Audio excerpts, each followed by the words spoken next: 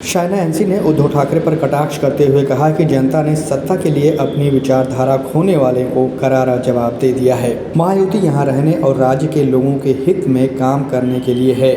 शिवसेना नेता ने महायुति गठबंधन के बाद महाविकास आघाड़ी के अस्तित्व पर भी सवाल उठाया, जिसमें उनकी पार्टी भारतीय जनता पार्टी और अजीत पवार की राष्ट्रवादी कांग्रेस पार्टी शामिल है, जिन्होंने 2024 के महाराष्ट्र विधानसभा चुनाव में जीत हासिल की है। शायना एनसी ने यह भी कहा कि अगर उद्धव ठाकरे एमवीए छोड़ देते हैं तो इससे कोई फर्क नहीं पड़ता। महाविकास आघाड़ी में अब बचा ही क्या है, ये भी सवाल शायना एनसी ने उठाया। शायना एनसी ने इस पर कहा कि आप महाविकास आघाड़ी छोड़ें या ना छोड़ें, इससे कोई फर्क नहीं पड़ता।